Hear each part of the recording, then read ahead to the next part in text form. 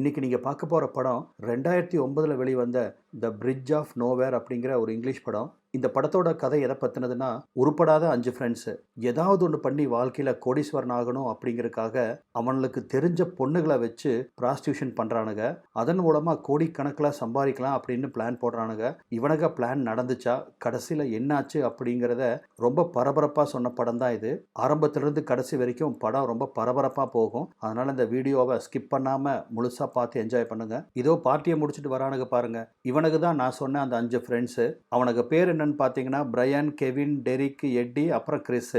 இந்த 5 பேர்த்தோட daily routine work என்னன்னு பார்த்தீங்கன்னா கேம்பிளிங்கு, பெட்டிங்கு, அப்புறம் அவனுக்கு கிட்ட இருக்கிற வீட்டை ஒரு நைட்டுக்கு மேட்ருக்கு வாடகைக்கு விடுறது. இதன் மூலம் அவங்களுக்கு கிடைக்கக்கூடிய பணத்தை 5 பேரும் ஷேர் பண்ணிக்குவானுங்க. பார்ட்டியை முடிச்சுட்டு நைட்டு வீட்டுக்கு நடந்து போயிட்டு இருக்கிற சமயத்தில் அங்கே 2 பொண்ணுகளை இவனுங்க பார்க்குறானுங்க. அந்த பொண்ணுங்க பேர் சியானா, காஸ்பர். இந்த 2 பொண்ணுகளும் ப்ராஸ்டியூட்ஸுங்க, சரியான போதை கைக. அந்த பொண்ணுகளை போய் அப்ரோச் பண்ணுறானுங்க. அதில் இருந்த ஒரு பொண்ணு சியானா, எங்கள் கூட மேட்ரு வச்சுக்கிறீங்களா, செம்ம மஜாவாக இருக்கும் அப்படின்னு கூப்பிட்றா. அந்த கேங்லேயே பிரையன் தான் ஹெட்டு மாதிரி இருப்பான். அந்த பொண்ணுங்களுக்கு கொடுக்குற அளவுக்கு இவனுக்கிட்ட பணம் கிடையாது. அதனால் மேட்ருக்கு சரக்கு அப்படின்னு ஒரு டீல் போட்டு இந்த பொண்ணுகளை பக்கத்தில் இருக்கிற ஒரு பாருக்கு கூட்டிகிட்டு போகிறானுங்க. அப்புறம் என்ன, சரக்கு உள்ளே போக அந்த 2 பொண்ணுகளும் போதை ஏறி போச்சு, புத்தி மாறி போச்சுன்னு பயங்கரமாக ஆட்டம் போடுறாளுங்க. அவளுக்கு கேட்ட மாதிரி சரக்கு வாங்கி கொடுத்தாச்சு. அடுத்தது என்ன, இவனுக்கு கேட்ட மாதிரி மேட்ரு தானே. அந்த 4 பேரும் அந்த 2 பொண்ணை மேட்ரு பண்ணுறானுங்க. 5ஆவது ஒருத்தர் இருப்பான் இல்லையா, எட்டி, அவன் இந்த மாதிரியான விஷயங்கள்ல மோஸ்ட்லி கலந்துக்க மாட்டான். இப்போ அடுத்த சீனில் இந்த குரூப்பில் ஒருத்தனான எட்டி வீட்டில் ஒரு பார்ட்டி நடந்துட்டு இருக்கு. அந்த பார்ட்டியை ஏகப்பட்ட பேர் அட்டன் பண்ணியிருக்காங்க. அந்த சமயத்தில் கிறிஸ் ஒரு ஆண்டியோட பேக்குக்குள்ளே கை விட அந்த ஆண்டி அவனுக்கு பொலோர்னு ஒரு அறை கொடுத்துட்றா. கெவினும் பிரையனும் இந்த பார்ட்டி மூலமாக வந்த பணத்தை எண்ணிட்டு இருக்கானுங்க. இவங்க வீட்டை தான் பார்ட்டிக்கு வாடகை கொடுவானுங்களே, அதனால அந்த வருமானத்தை அவங்க எண்ணிட்டு இருக்கிறானுங்க. அந்த சமயத்தில் தான் கெவினுக்கு ஒரு ஃபோன் வருது. அவனுக்கு ஜெட் பம்ப் ஏதோ திருட்டு போயிடுச்சுங்கிறானுங்க. அது ஜெட் பம்பா என்னங்கிறது சரியான கிளாரிட்டி இல்லை. அதோட வேல்யூ $100 அப்படிங்கிறான். இந்த பார்ட்டிக்கு வந்தவன் எவனோ தான் ஆட்டையை போட்டிருக்கணும் அப்படின்னு அவன் சந்தேகப்படுறான். ஆனால் பார்ட்டிக்கு வந்தவங்களை சந்தேகப்பட்டு அவங்கள செக் பண்ணா இவங்க மேலே ஒரு பிளாக் மார்க் ஆயிரும். அதனால போனா தொலைது விடு, நம்ம ப்ராஃபிட்ல இருந்து ஒரு $100 தொலைஞ்சிருச்சுன்னு நினச்சிக்கலாம் அப்படின்னு பிரையன் சொல்லிட்டு இருக்கான். கேம்பிளிங்கு, பெட்டிங்குன்னு ரொம்ப பிஸியாக இருக்கானுங்க. அன்னைக்கு நைட்டு வீட்டில் பிரையனோட அம்மா பிரையன் கிட்ட அவங்க ஃபைனான்ஷியல் ஸ்டேட்டஸை சொல்லி கவலைப்பட்டு இருக்காங்க. இதோ பாரு பிரையன், தேவையில்லாமல் இந்த கேம்பிளிங்கு, பெட்டிங்குன்னு போய் உன் லைஃபை ஸ்பாயில் பண்ணிக்காத, சம்பாதிக்கிறதுக்கு ஏதாவது வழி உண்டான்னு பாரு, நம்ம ஃபைனான்ஷியலாக நாளுக்கு நாள் ரொம்ப டவுன் ஆகிட்டு இருக்கோம் அப்படின்னு அம்மா வருத்தப்படவும் சம்பாதிக்கிறதுக்கு என்ன பண்ணலாம் அப்படின்னு பிரையன் ரொம்ப தீவிரமாக யோசிக்க ஆரம்பிக்கிறான். அதனால் அடுத்த நாள் அந்த 5 ஃப்ரெண்ட்ஸும் அவங்க ரெகுலராக சந்திக்கிற ஒரு இடத்துல மீட் பண்ணிக்கிறானுங்க. பிரையன் தான் பேச ஆரம்பிக்கிறான். எத்தனை நாளைக்கு நம்ம இந்த சின்ன சின்ன அமௌண்ட்டுக்கு இவ்வளோ கஷ்டப்படுறது, இனிமேல் நம்ம இந்த பெட்டிங், கேம்பிளிங் எல்லாம் நிறுத்திட்டு பொண்ணுகளை வச்சு ப்ராஸ்டியூஷன் ஆரம்பிக்கலாம். ஒரே வருஷத்தில் நம்ம 5 பேரும் கோடீஸ்வரர் ஆயிடுவோம் அப்படின்னு சொல்ல இந்த ஐடியா அவன் ஃப்ரெண்ட்ஸுகளுக்கெல்லாம் பிடிச்சிருக்கு. ஆனால் எட்டிக்கு அந்த பிஸ்னஸ் பிடிக்கல. நான் இந்த ஆட்டத்துக்கு வரலப்பா அப்படின்னு அதுலேருந்து விளைவிக்கிறான். மற்ற 4 ஃப்ரெண்ட்ஸும் அவங்க பிஸ்னஸை அடுத்த கட்டத்துக்கு கொண்டு போகிறதுக்கான முயற்சியில் இறங்குறானுங்க. அப்போ தான் பிரையன் ஒரு ஐடியா சொல்கிறான். முதல்ல அந்த சியானாவும் காஸ்பரையும் போய் பார்க்கலாம், நம்ம பிளானை அவங்கக்கிட்ட சொல்லலாம், அவங்க என்ன சொல்கிறாங்கன்னு பார்க்கலாம் அப்படின்னு சொல்லவும் 4 பேருமா சேர்ந்து அந்த 2 பொண்ணுகளை போய் மீட் பண்ணுறானுங்க. ஆரம்பத்தில் அந்த பொண்ணுகளுக்கு இவனை கூட சேர்ந்து ப்ராஸ்டியூஷன் பண்ணுறதுல அவ்வளோ விருப்பம் இல்லை. ஏன்னா ஆல்ரெடி அந்த 2 பொண்ணுகளும் ப்ராஸ்டியூஷன் தான் பண்ணிட்டு இருக்கு. உங்கள் கூட ஜாயின் பண்ணால் எங்களுக்கு என்ன பெனிஃபிட் அப்படின்னு அந்த பொண்ணுங்க கேட்கவும், எக்கச்சக்கமான சரக்கு கிடைக்கும், நீங்கள் கேட்ட போதெல்லாம் உங்களுக்கு போதை மருந்தும் கிடைக்கும் அப்படின்னு பிரையன் ஆஃபர் பண்ண அந்த பொண்ணுகளுக்கு இது ரொம்ப பிடிச்சி போகுது. ஏன்னா அதுக்கு 2 போதை கையாச்சு. ஸோ இப்போ அவங்க ஒரு புது பிஸ்னஸை ஸ்டார்ட் பண்ண போகிறானுங்க. அந்த பிஸ்னஸை மங்களகரமாக ஒரு சரக்கு டீலர்கிட்ட இருந்து கெவின் ஆரம்பிக்கிறான். அந்த டீலர்கிட்ட ஃபோன் பண்ணி அப்பாயின்மெண்ட் ஃபிக்ஸ் பண்ணுறானுங்க. இப்போ அடுத்த சீனில் அந்த டீலரை பார்க்க வந்திருக்கானுங்க இந்த 4 ஃப்ரெண்ட்ஸும். அந்த டீலர் பேர் நேட்டு. அந்த நேட்டுக்கு இவனுங்களை பார்த்தா சிரிப்பாக வருது. என் டேர்ம்ஸ் அண்ட் கண்டிஷன்லாம் தெரிஞ்சுதான் வந்திருக்கீங்களா, சரக்கு கொடுப்பேன், பணம் வரலைன்னா அதுக்கு பதிலாக உங்கள் உசுரை வாங்கிடுவேன், அதை மனசில் வச்சுக்கோங்க அப்படின்னு அவன் மிரட்டவும் அதுக்கு பிரையனும் அதெல்லாம் கொடுத்துருவான் ஜி, எங்களோட பிஸ்னஸ் மாடல் உங்களுக்கு தெரியாது அப்படின்னு நேட்டை கன்வின்ஸ் பண்ணுறான். சரி வந்துட்டீங்க, இந்தாங்க அப்படின்னு முதல் தவணையாக 1 கிலோ சரக்கை அவங்களுக்கு கொடுக்குறான். அந்த சரக்கை எப்படி மிக்ஸ் பண்ணணும், எதோட மிக்ஸ் பண்ணணும் அப்படிங்கிற அந்த தொழில் ரகசியத்தை எல்லாம் இந்த பசங்களுக்கும் சொல்லி கொடுக்குறான்.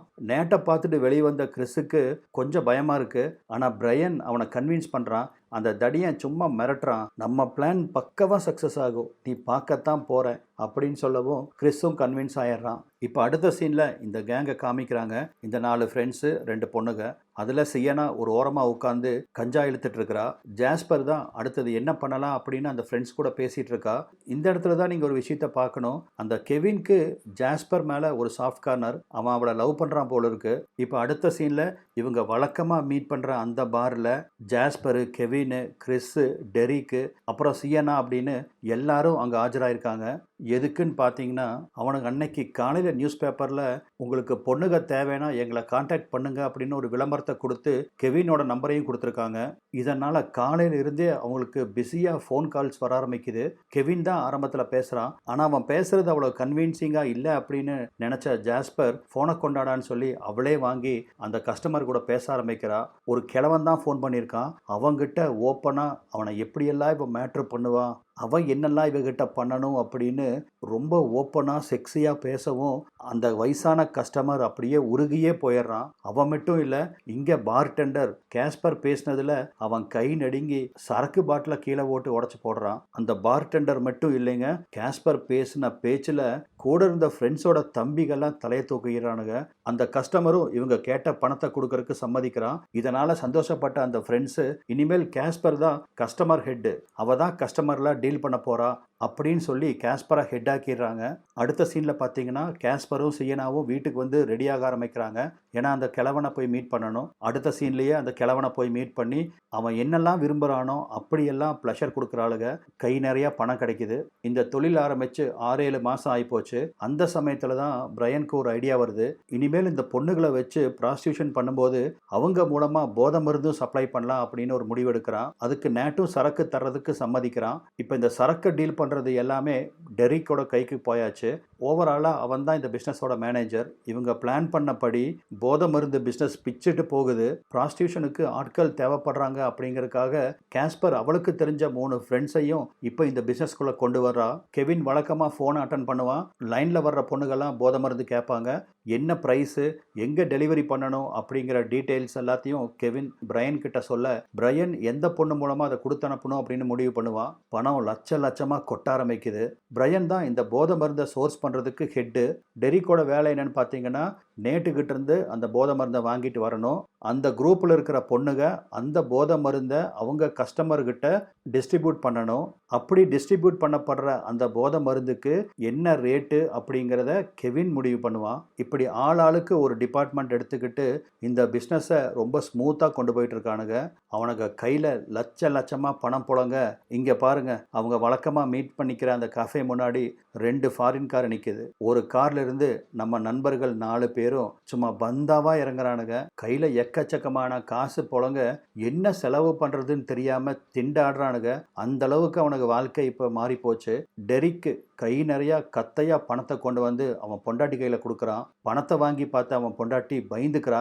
யோ, ஏதாவது தப்பான தொழில் பண்ணுறியா, கடைசியில் உள்ளே போயிடுவியா அப்படின்னு அவன் சொல்லவும், அதெல்லாம் நான் பார்த்துக்கிறேன், நான் கஷ்டப்பட்டு சம்பாதிக்கிறதே நம்ம குழந்தையோட எதிர்காலத்துக்காகத்தான் அப்படின்னு ரொம்ப எமோஷனலாக பொண்டாட்டி கிட்ட சொல்கிறான். அடுத்த கட்டமாக ஃப்ரெண்ட்ஸ் எல்லாம் பல லட்சம் இன்வெஸ்ட் பண்ணி மொத்தம் புதுசாக வீடு வாங்குறானுங்க. அதுவும் பிரையனோட வீடு தான் அதில் ஹைலைட்டு. அவன் வீட்டில் இல்லாத வசதியே இல்லை. ஸ்விம்மிங் பூல் இருந்து எக்ஸ்க்ளூசிவாக ஒரு ப்ரைவேட் பார் வரைக்கும் எல்லாமே பிரையனோட வீட்டில் இருக்குது. அன்னைக்கு பிரையனுக்கு பர்த்டே. அதனால் அவன் வீட்டில் ஒரு பர்த்டே பார்ட்டி செலிப்ரேட் பண்ணிட்டு இருக்கான். வந்திருக்கிற பொண்ணுங்க ஆம்பளைகன்னு எல்லாரும் துணியை அவுத்து போட்டு கண்ட மேனிக்கு ஆடிட்டு தெரியுதுங்க. அப்போ தான் கேஸ்பரை ஒரு ஓரமாக தள்ளிட்டு போய் கெவின் ப்ரப்போஸ் பண்ணுறான். ஏன்னா ஆல்ரெடி இவனுக்கு அந்த பொண்ணு மேலே ஒரு கண்ணு. ஆனால் அந்த பொண்ணும் இவன் லவ்வை அக்செப்ட் பண்ணிக்க மாட்டேங்கிறா. இதோ பாரு, நான் ரொம்ப நாளைக்கு இந்த பிஸ்னஸில் இருக்க மாட்டேன். எனக்கு கிடைக்கிற பணத்தை எல்லாம் சேர்த்து வச்சுருக்கேன். ஒரு பெரிய லம்சம்மாக ஆனதுக்கப்புறமா நான் வேற ஒரு நாட்டுக்கு போய் என் லைஃப்பை என்ஜாய் பண்ணி வாழ போகிறேன். நான் இந்த கல்யாணம் பண்ணி செட்டில் ஆகிற டைப் கிடையாது. ஸோ ஐ எம் சாரிப்பா அப்படின்னு அவனோட லவ்வை ரிஜெக்ட் பண்ணிடுறான். வேணா உனக்கு என்கிட்ட என்ன வேணுமோ அதை எடுத்துக்க அப்படின்னு சொல்லி அவன் கூட அங்கேயே மேட்ரு பண்ண ஆரம்பிக்கிறா. பிரையன் அவன் ரூமில் உட்காந்துருக்க அப்போ தான் அவனுக்கு ஒரு ஃபோன் வருது. யாருக்கிட்ட இருந்துன்னு பார்த்தீங்கன்னா நேட்டுக்கிட்ட இருந்து. ஃபோன் பண்ண நேட்டும் சரக்கு விலையெல்லாம் அதிகமாக போச்சு, இனிமேல் சரக்கு வேணும்னா இப்போ வாங்குற விலைய விட 3 மடங்கு அதிகமாக கொடுத்து தான் வாங்கிக்கணும் அப்படின்னு சொல்லிட்டு ஃபோனை வச்சிடுறான். 3 மடங்கா அப்படின்னு கேட்டு பிரையன் டென்ஷன் ஆயிடுறான். ஏன்னா அது 3 மடங்குங்கிற போது இவனுங்க ப்ராஃபிட்ல தான் பெரிய ஓட்ட விழுகும். அந்த சமயத்தில் தான் டெரிக் வரான். ப்ரோ, உன்னோட பர்த்டே தான் செலிப்ரேட் பண்ணிட்டு இருக்கோம், நீ தனியாக உட்காந்துட்டு இருந்தா என்ன பண்ணுறது, கீழே வா அப்படின்னு கூப்பிட வேண்டா வெறுப்பா பிரையன் கீழே வந்து அவன் பர்த்டேவை கொண்டாட ஆரம்பிக்கிறான். அதுக்கப்புறம் பார்ட்டி எல்லாம் முடிஞ்சதுக்கப்புறம் நேட்டுக்கு கொடுக்க வேண்டிய பணத்தை ஒரு கவரில் போட்டு அதை துப்பி வைக்கிறான். அவ்வளவு கடுப்பு அவனுக்கு நேட்டு மேல. அடுத்த சீன்ல கேஸ்பரை காமிக்கிறாங்க. எவனோ ஒரு கஸ்டமர் கூட மேட்டர் பண்ண வந்திருக்கா. ஆனா அவன் கஞ்சி எல்லாம் இவ வாயி மூஞ்சி எல்லாம் செதற விட அவளுக்கு அது பிடிக்காம அழுதுட்டே அது எல்லாத்தையும் துடைக்கிறா. இவங்க குரூப்ல கிறிஸுக்கும் சியனாவுக்கும் ஒரு விதமான அண்டர்ஸ்டாண்டிங்ல ஓடிட்டு இருக்கு. எப்பெல்லாம் சியானாவை மேட்ருக்கு கேட்டு கால் வருதோ அப்பெல்லாம் கிறிஸு தான் அவளை கொண்டு போய் டிராப் பண்ணிட்டு அவள் வர வரைக்கும் வெயிட் பண்ணி அவளை திருப்பி கூட்டிகிட்டு வருவான். அந்த மாதிரி தான் இன்னைக்கு அவள் ரெகுலராக போகக்கூடிய ஒரு கிழவனை பார்க்கறதுக்காக கிறிஸ் அவளை கொண்டு வந்து டிராப் பண்ணுறான். சீக்கிரம் வந்து ரொம்ப லேட் பண்ணாதேன்னு சொல்லி அனுப்புகிறான். அந்த கிழவன் பார்த்தீங்கன்னா ஏகப்பட்ட ட்ரக் எடுத்துட்டு ஒரு சைக்கோ மாதிரி அவளை அன்னைக்கு ரொம்ப பந்தாட ஆரம்பிக்கிறான். சியானாவால் அவனை மேனேஜ் பண்ணவே முடியல. வெளியே வெயிட் பண்ணிருக்க கிறிஸுக்கு ஃபோன் பண்ணலாம் அப்படின்னு அவள் ஃபோனை எடுக்க அதிகமான ட்ரக் எடுத்துக்கிட்டதால போலீஸுக்கு தான் கூப்பிடுறாளோ அப்படின்னு பயந்து போன அந்த கிழவன் அவனோட மைண்டு அவன்கிட்டவே இல்லை. டெலிஃபோன் ஒயரை சியனாவோட கழுத்தை சுற்றி இறுக்கி அவளை கொன்னே போடுறான். பாவம் அந்த பொண்ணு. ஆனால் சியனா அதுக்கு முன்னாடி இந்த அவசர கால போலீஸ்க்கு ஃபோன் பண்ணுவாங்க இல்லையா, அந்த நம்பருக்கு ஃபோன் பண்ணிடுறா. இவ ஃபோன் பண்ணதை வச்சு ட்ரேஸ் பண்ண போலீஸ்காரங்களும் அடுத்த சில நிமிஷங்கள்லயே அந்த இடத்துக்கு வந்துடுறாங்க. போலீஸை பார்த்தோன்னே கிறிஸுக்கு அள்ளு விட்டு போகுது. கார்ல ஓரமா ஒளிஞ்சு உட்கார்றான். ஆனா அங்க வந்த போலீஸ் அந்த கிழவனை கிறிஸை 2 பேர்த்தையுமே கைது பண்ணிடுறாங்க. கிறிஸோட கெட்ட நேரம் பாருங்க. காருக்குள்ள அவன் அளவுக்கு அதிகமான போதை மருந்து வச்சிருக்கிறதால அவனை தூக்கி கொண்டு போய் ஜெயில போட்டுறானுங்க. குளிச்சுட்டு இருந்த பிரையனுக்கு இந்த நியூஸ் வருது. அடிச்சு புடிச்சு அவன் ஃப்ரெண்ட்ஸை மீட் பண்றதுக்கு அந்த பாருக்கு வரான். பிரையன் மூலமா சியனா இறந்து போயிட்டா, கிறிஸை போலீஸ் பிடிச்சிருச்சு அப்படிங்கிற அந்த நியூஸை கேட்டு மற்ற ஃப்ரெண்ட்ஸு அப்செட் ஆயிடுறானுங்க. ஆனால் பிரையனுக்கு மற்றவங்கள பற்றி கவலை இல்லை. இதில் தான் மாட்டிக்க கூடாது அப்படின்னு பிளான் பண்ணுறான். இதை பார்த்து டெரிக்கு கோவம் வருது. இதனால பிரையனுக்கும் டெரிக்குக்கும் தேவையில்லாத வாக்குவாதமும் ஏற்படுது. ரொம்ப கோபமா அங்கிருந்து கிளம்பின பிரையன் ஜெயிலில் இருக்கிற கிறிஸை வந்து பார்க்கறான். இதோ பாரு கிறிஸ், எக்காரணத்தை கொண்டும் எங்க பேர் வெளியே வந்துடக்கூடாது. உன்னை எப்படி விசாரிச்சாலும் எந்த விஷயத்தையும் வெளியே விட்டுறாத அப்படின்னு சொல்லவும், எனக்கு நீ அறிவுரை சொல்லாத, என்னை முதல்ல வெளியே எடுக்கிற வேலையை பாரு அப்படின்னு கோபமா கத்திட்டு கிறிஸ் ஜெயிலுக்குள்ள போயிடுறான். நல்லா போயிட்டு இருந்த இவங்க பிஸ்னஸும் ஃப்ரெண்ட்ஷிப்பும் கொஞ்சம் கொஞ்சமா இப்போ அப்படியே உடைய ஆரம்பிக்குது. கிறிஸை மீட் பண்ணிட்டு நேராக மற்ற ஃப்ரெண்ட்ஸை மீட் பண்ணுறதுக்காக பிரையன் வரான். ஆளாளுக்கு பேயறிஞ்ச மாதிரி உட்காந்துருக்கிறானுங்க. அப்போ தான் டெரிக்கும், நம்ம சம்பாரிச்ச வரைக்கும் போதும் கிறிஸ், இதுக்கு மேலே இந்த பிஸ்னஸை நம்ம கன்டினியூ பண்ண வேண்டாம், இதை இழுத்து மூடிட்டு நம்மளுக்கு வேற என்ன பிஸ்னஸ் செட் ஆகுதோ அதை பண்ண போகலாம் அப்படின்னு அவன் சொல்லவும், இந்த ஐடியா பிரையனுக்கு சுத்தமாக பிடிக்கல. திரும்பவும் அங்கே ஒரு வாக்குவாதம் ஏற்பட இந்த தடவை பிரையனும் டெரிக்கும் கை வச்சுக்கிறானுங்க. ஒருத்தரை மாற்றி ஒருத்தர் அடிச்சுக்க நல்ல வேலையா இடையில பூந்த கெவின் அவங்க சண்டையை விளக்கி விடுறான். அப்போதான் ரொம்ப கோபமாக கெவினும், இதோ பாரு பிரையன், இதுக்கு மேலே இந்த பிஸ்னஸ் பண்ணணும்னா நம்மளுக்கு தேவையில்லாத பிரச்சனை வரும், அதனால் இதோட எல்லாத்தையும் முடிச்சுக்கலாம், நீ முடிக்கிறியோ இல்லையோ அதை பற்றி எனக்கு கவலை இல்லை, நான் இந்த பிஸ்னஸ்லேருந்து விலகிடுறேன் அப்படின்னு சொல்லிட்டு அவன் பாட்டுக்கு இவன் பதிலை எதிர்பார்க்காம போயிடுறான். எல்லாரும் பிரையனை விட்டு போக தனி மரமாக நின்ன பிரையன் நேட்டை போய் பார்க்குறான். நடந்தது எல்லாம் நேட்டுக்கிட்ட சொல்லி, கிறிஸ் ஒரு வேளை போலீஸில் போட்டு விட்டுருவானோன்னு எனக்கு ரொம்ப பயமாக இருக்குது அப்படின்னு நேட்டுக்கிட்ட ஹெல்ப் கேட்குறான். அதே சமயத்தில் இங்கே டெரிக்கை காமிக்கிறாங்க. அவன் தான் இந்த ட்ரக்ஸ் எல்லாம் வாங்கிட்டு வந்து டிஸ்ட்ரிபியூட்லாம் பண்ணுறது. அதனால் அவன் கையில் இருக்கிற ட்ரக்ஸ் எல்லாத்தையும் டிஸ்போஸ் பண்ணிட்டு இருக்கான். இன்னொரு சீனில் பிரையன் அவங்ககிட்ட இருக்கிற துப்பாக்கியை லோடு பண்ணிட்டு இருக்கான். பிரையன் யாரை கொல்றதுக்கு பிளான் பண்ணியிருக்கான் அப்படிங்கிறது நம்மளுக்கு சில சீன்களுக்கு அப்புறம் தெரியும். காசு இல்லாத போது ஒற்றுமையாக இருந்த இந்த ஃப்ரெண்ட்ஸு காசு வந்ததுக்கு அப்புறம் பாருங்க, ஒருத்தரை ஒருத்தர் எதிரியாக பார்க்குறானுங்க. சமயம் கிடைச்சா போதும் அவனுங்களை போட்டும் தள்ளிடுவானுங்க. காசு ஒரு மனுஷனை எப்படியெல்லாம் மாற்றுது பாருங்க. அந்த சமயத்தில் தான் நேட்டை காமிக்கிறாங்க. அவனோட அசிஸ்டண்ட் அவன் காதல் ஏதோ சொல்ல நேட் ஏதோ தீவிரமாக யோசிச்சு முடிவு பண்ணுறான். இப்போ ஜெயிலுக்குள்ளே கிடக்கிற கிறிஸை காமிக்கிறாங்க. புதுசாக ஒரு வயசான கைதியை அவன் ரூம்குள்ளே கொண்டு வந்து போட்டிருக்காங்க. கிறிஸு கிட்ட பேச்சு கொடுத்துட்டே பக்கத்தில் வந்து அந்த வயசான கைதி அவன் ஒளிச்சு வச்சிருந்த கத்தியை எடுத்து கிறிஸை கண்ட மேனிக்கு குத்துறான். வலி தாங்காம கிறிஸு கத்தி கதறி செத்து போகிறான். அப்போ தான் நம்மளுக்கு தெரியுது இந்த கொலையை அரங்கேற்றினது நேட் அப்படின்னு.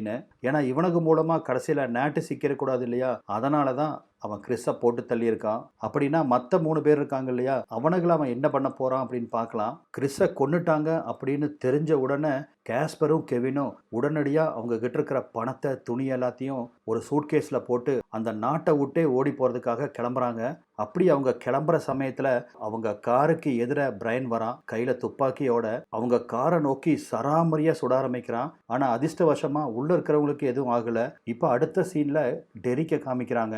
அவன் கையில் இருக்கிற போதை மருந்து எல்லாத்தையும் கிளியர் பண்ணிட்டு வீட்டை விட்டு கிளம்பலாம் அப்படிங்கிற சமயத்தில் எங்கிருந்தோ வந்த ஒரு புல்லட் அவன் மண்டையிலேயே பாயுது.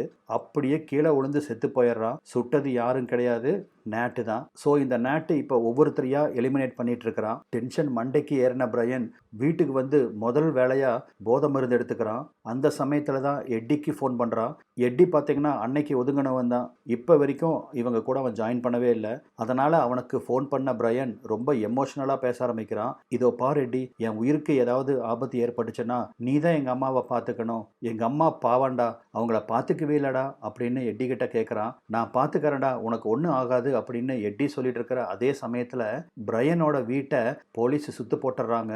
அவன் கையில் இருக்கிற போதை மருந்து எல்லாத்தையும் லெட்ரினில் கொண்டு போய் ஃப்ளஷ் அவுட் பண்ணுறான். வேற எங்கெல்லாம் வச்சிருக்கானோ அதையெல்லாம் எடுத்து தூக்கி வீசலாம் அப்படின்னு அவன் ட்ரை பண்ணிட்டு இருக்கிற சமயத்தில் போலீஸ்காரனுங்க ஹெலிகாப்டரில் வந்து அவனை லாக் பண்ணிடுறானுங்க. பிரையன் தப்பிச்சு போறதுக்கு வழியே இல்லை. துப்பாக்கி முனையில் அவனை போலீஸ் ரவுண்டு கட்டுறானுங்க. சரண்டர் ஆகுறேன் அப்படின்னு பிரையன் சொல்லிட்டு இருக்கிற அந்த சமயத்தில் எங்கிருந்தோ பறந்து வந்த துப்பாக்கி குண்டு அவன் உடம்ப தொலைச்சிட்டு போகுது.